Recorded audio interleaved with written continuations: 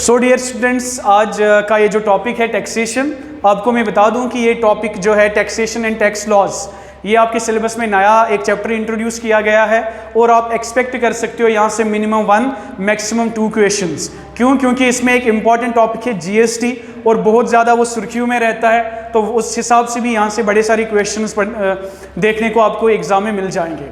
सो आइए पहले हम स्टार्ट करते हैं व्हाट इज टैक्स। सबसे पहले हम देखेंगे टैक्स होता क्या है।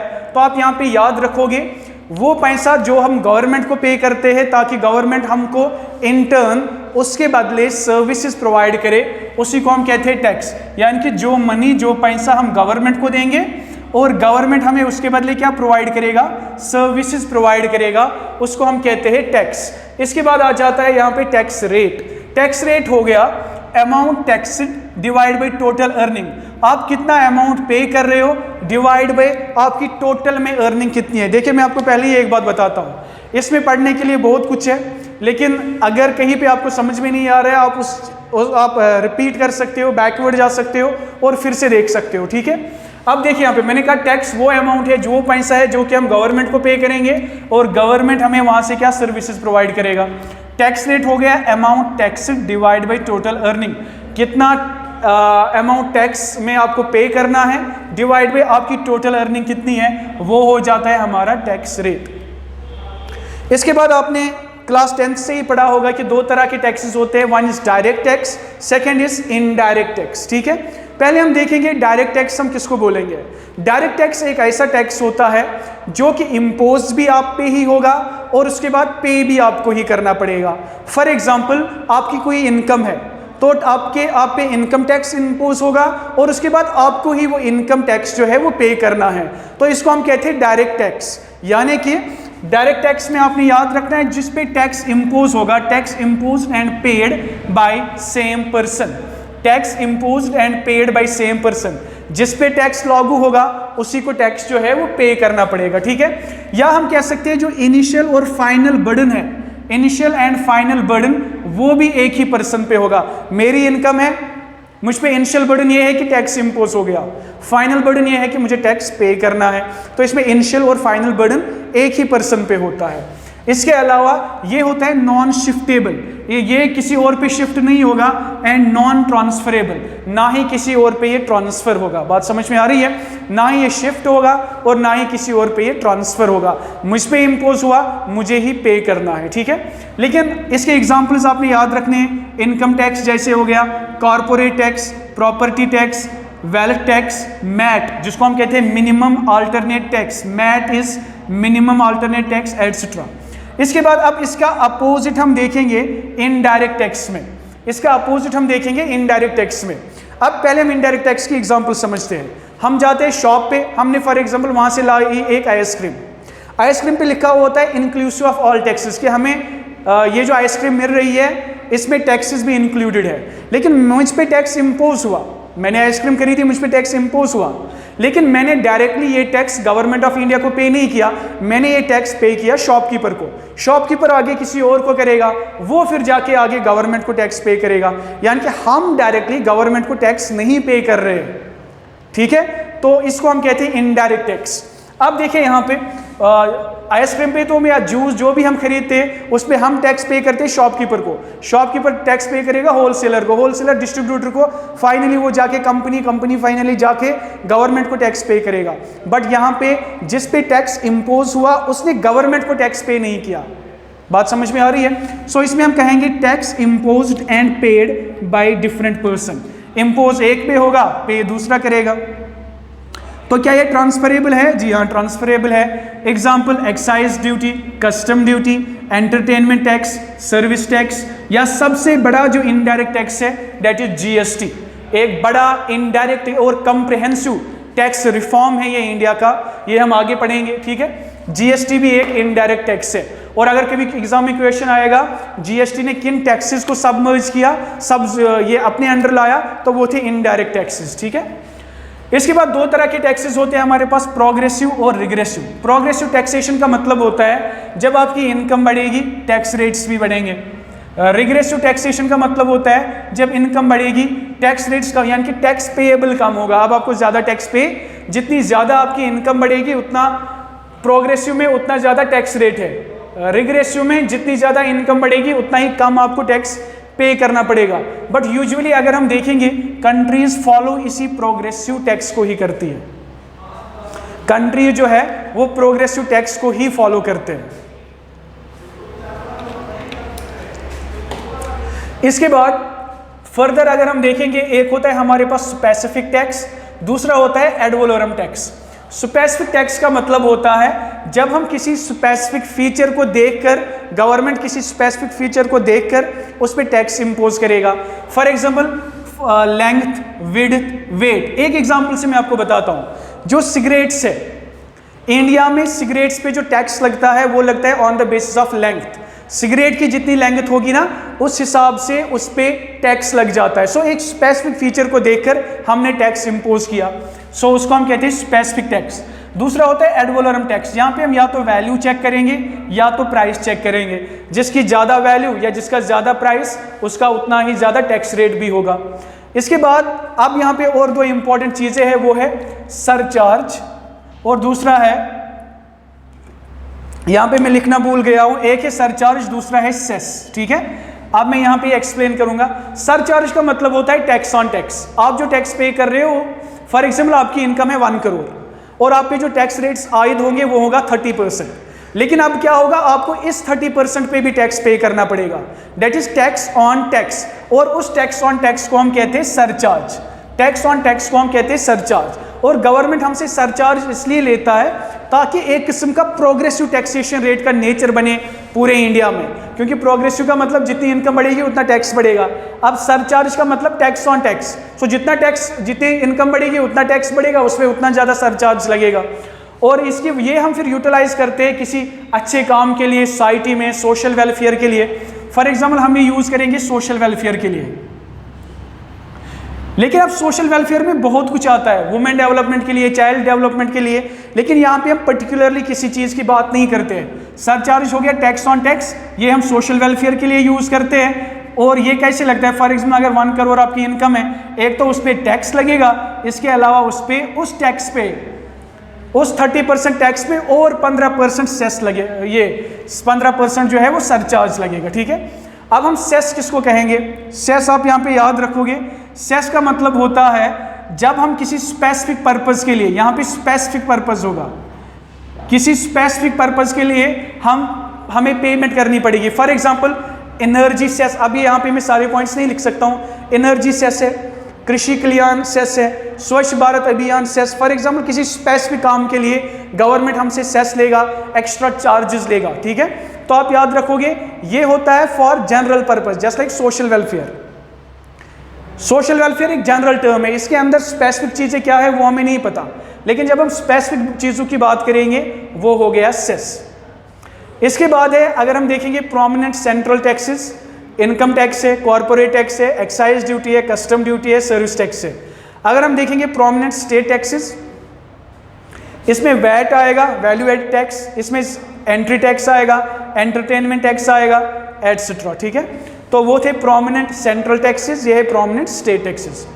इसके बाद अब यहाँ पे कुछ टैक्सेस है जो ज़्यादा इंपॉर्टेंट है, just like income tax, just like excise duty, just like custom duty. इनको हम थोड़ा बहुत एक्सप्लेन करते हैं। अगर हम इनकम टैक्स की यहाँ पे बात करेंगे तो ये लागू हुआ है थ्रू इनकम टैक्स एक्ट 1961। यहाँ पे डिफरेंट इनकम स्लैब्स है और यहाँ पे टैक्स रेट्स है। मतलब अगर आपकी इनकम अप टू 2.5 लाख है तो आपको कोई भी टैक्स पे नहीं करना पड़ेगा, यानी कि आप पे जो टैक्स रेट्स होंगे वो निल होंगे।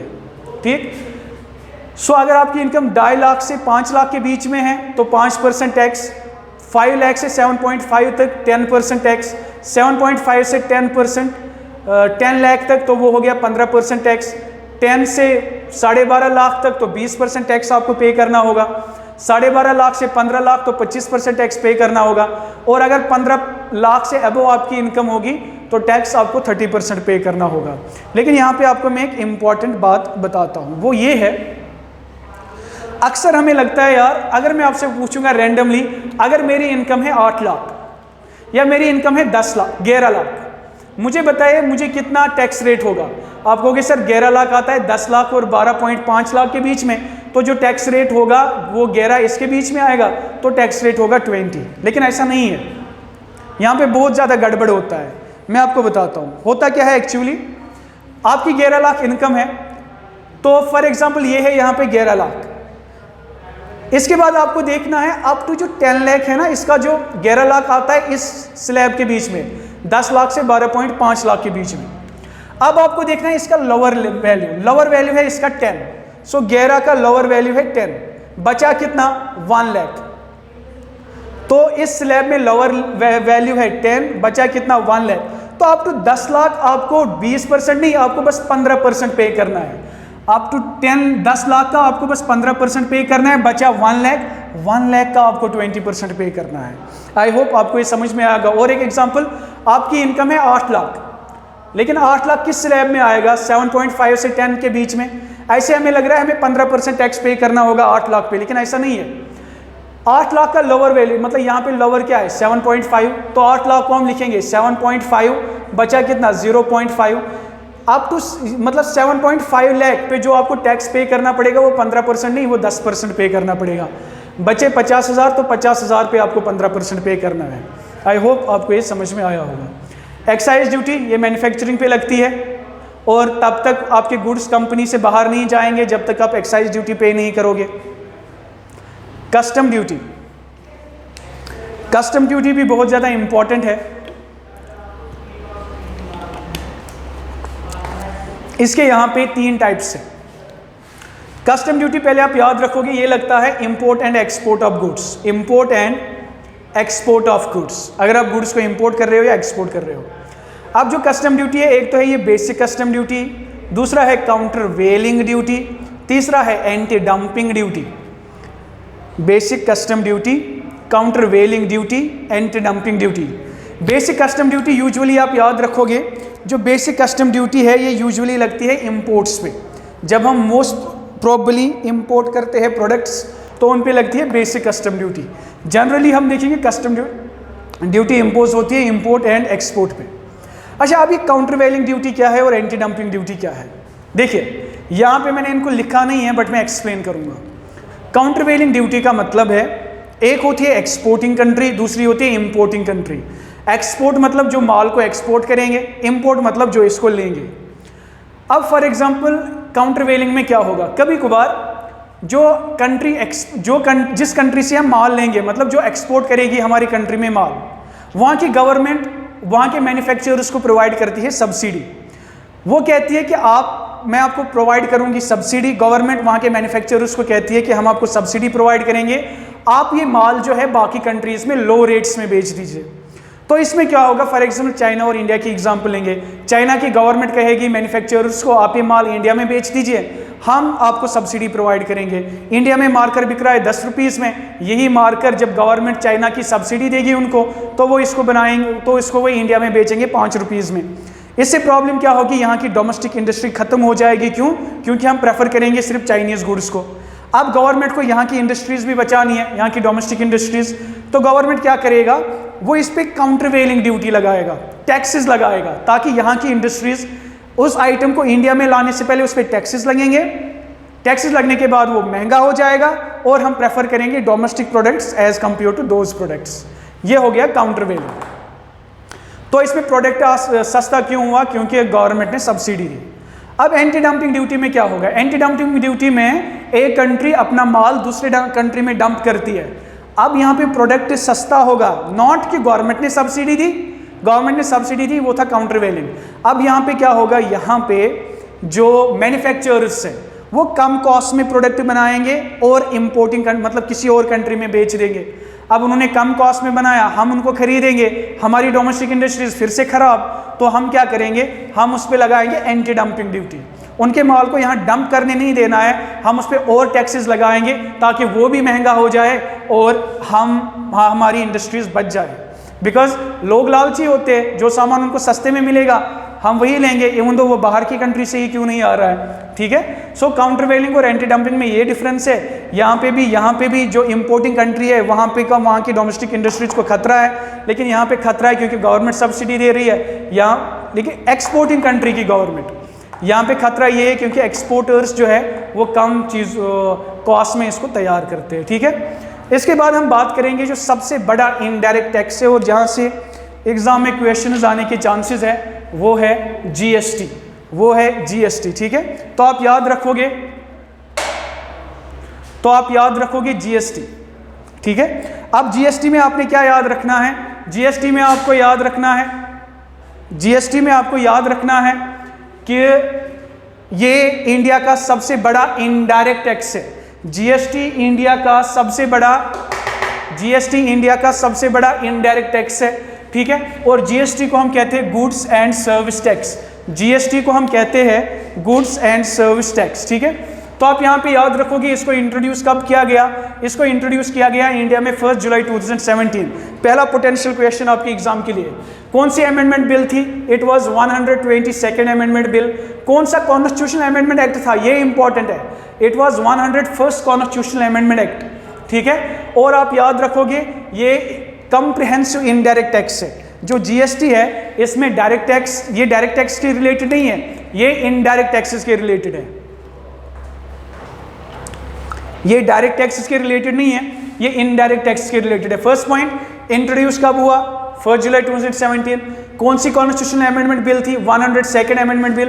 कौन सा कॉन्स्टिट्यूशनल अमेंडमेंट एक्ट था, 101st, ये इनडायरेक्ट टैक्स के रिलेटेड था। फ्रांस पहली कंट्री थी जहां पे जीएसटी लागू हुआ। अच्छा, अगर हम देखेंगे कनाडा में ये लागू हुआ था 1980 में, ऑस्ट्रेलिया में 2000 में। और जीएसटी मॉडल की अगर हम बात करेंगे तो इंडिया में जीएसटी मॉडल दिया था आसिम दास गुप्ता कमेटी ने। जीएसटी मॉडल जो इंडिया में दिया था वो दिया था आसिम दास गुप्ता कमेटी ने। इसके बाद जीएसटी को गवर्न कौन करता है, आप याद रखोगे जीएसटी काउंसिल, इसका चेयरमैन कौन है, फाइनेंस मिनिस्टर। अच्छा, कौन कौन से रेट से जीएसटी में 0%, ये भी इंपॉर्टेंट है, 5%, 12%, 18%, 28%। अच्छा, हमारे पास रफ प्रेशियस और सेमी प्रेशियस स्टोन्स होते हैं, उन पे जो जीएसटी रेट है वो है 0.5, जो गोल्ड है 3%। ठीक है, इसके बाद जो एरिएटेड ड्रिंक्स है जिनको हम सॉफ्ट ड्रिंक्स कहते हैं, लग्जरी कार्स है, टोबैको प्रोडक्ट्स है, आप याद रखोगे जिन जैसे ये जो आइटम्स है ना, एक तो इन पे 28% जीएसटी भी है, higher rates, top rates, tobacco है, लग्जरी कार, एरिएटेड ड्रिंक्स, साथ ही में इन पे सेस भी 15% का होता है। ठीक है, ये आप याद रखोगे। लेकिन मेनली जो जीएसटी रेट्स है वो है 0%, 5, 12, 18, 28। अच्छा, इसके बाद गवर्नमेंट ने जब जीएसटी लॉन्च किया तो बहुत सारे स्टेट्स ने कहा हमें जीएसटी को फॉलो ही नहीं करना है। क्यों? क्योंकि हमारा रेवेन्यू लॉस होगा। तो गवर्नमेंट ने कहा कोई इश्यू नहीं, हम आपको 5 ईयर का कंपनसेशन देंगे, 5 साल तक अगर आपको नुकसान हो रहा है हम आपको वो प्रोवाइड करेंगे। ठीक है, अगर आपका रेवेन्यू लॉस हो रहा है। अच्छा, जीएसटी लागू क्यों हमने किया, सबसे इंपॉर्टेंट पॉइंट जो जीएसटी का बेनिफिट भी है, जीएसटी ने कैस्केडिंग इफेक्ट को रिमूव किया। जीएसटी ने कैस्केडिंग इफेक्ट को रिमूव किया, या जिसको हम कहते हैं इनपुट क्रेडिट टैक्स, इसकी वजह से आया। अब इसका क्या मतलब है, देखिए जीएसटी से क्या फायदा हुआ। एक एग्जांपल हम लेंगे होलसेलर की, दूसरी एग्जांपल हम लेंगे रिटेलर की, तीसरी एग्जांपल हम लेंगे कस्टमर की। होलसेलर ने सामान लाया 1 लाख में, टैक्स इसको पे करना पड़ा 18%, 18% 1 लाख का हो गया 18,000। तो अब जो टोटल इसके पास प्रोडक्ट है वो है 1,18,000 का। लेकिन ये प्रोडक्ट इसको देना है रिटेलर को, ऑब्वियसली ये अपने लिए 2,000 का प्रॉफिट रखेगा या 3,000 का प्रॉफिट रखेगा। अब जब रिटेलर आएगा इसके सामने ये प्रोडक्ट लेने के लिए तो ये इसको देगा 1,20,000 में। अब इस 1,20,000 में क्या था, 1 लाख के गुड्स जो होलसेलर ने खुद खरीदे थे, टैक्स रेट 18% हो गया 18,000, टोटल हो गया 1,18,000, 2,000 प्रॉफिट का, तो रिटेलर को ये पड़ेगा 1,20,000 में। अब रिटेलर अपने पास तो रखेगा नहीं, रिटेलर इसको देगा कस्टमर को, लेकिन कितने अमाउंट में, फिर से कस्टमर को यहाँ पे जीएसटी पे करना पड़ेगा। फॉर एग्जांपल 18%, 1,20,000 का 18% हो गया 21,600। टोटल में ये प्रोडक्ट आप कितने का है, 1,41,600। अब रिटेलर ये कितने में बेचेगा, ऑब्वियसली वो अपना कुछ एक्स मार्जिन रखेगा और इसको बेचेगा 1,41,600 प्लस जितना उसको मार्जिन रखना होगा एक्स। ठीक है, लेकिन अब यहाँ पे एक इश्यू अगर हम देखेंगे, जब 18% ऑफ 1,21,000 हम देखेंगे वो बन रहा है 21,600, वो बन रहा है 21,600। मतलब रिटेलर को कस्टमर से इस पे जीएसटी मिल रहा है 21,600। तो क्या ये सारा जीएसटी रिटेलर को गवर्नमेंट ऑफ इंडिया को देना है? नहीं, ऐसा नहीं है। अब हम देखेंगे इस रिटेलर ने खुद कितना पे किया था। इस रिटेलर ने जब होलसेल से ही लिया था तो इसने 18,000 पे किया था। अब क्या होगा, वो 18,000 इसको गवर्नमेंट को पे नहीं करने, ये इस 21 यहाँ पे 21,600 में ये माइनस करेगा 18,000, तो यानी कि टोटल में इसको 3,600 पे करने होंगे।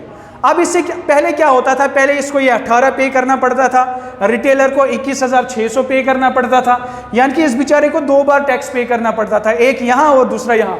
अब जीएसटी की वजह से कैस्केडिंग इफेक्ट खत्म हुआ। और कोई आपको बोलेगा एक लाइन में मुझे जीएसटी बताओ, आप बोलना जीएसटी की वजह से कैस्केडिंग इफेक्ट खत्म हुआ और इनपुट क्रेडिट टैक्स वजूद में आया। इनपुट क्रेडिट टैक्स इस बेचारे ने जितना पे किया था वो इसको वापस मिल रहा है, इसी को हम कहते हैं इनपुट क्रेडिट टैक्स। और कैस्केडिंग इफेक्ट मतलब 2 बार टैक्स पे नहीं करना पड़ता है। So this is all about taxation और जीएसटी। अब हम इसका पार्ट सेकंड जो है वो कवर करेंगे, ठीक है।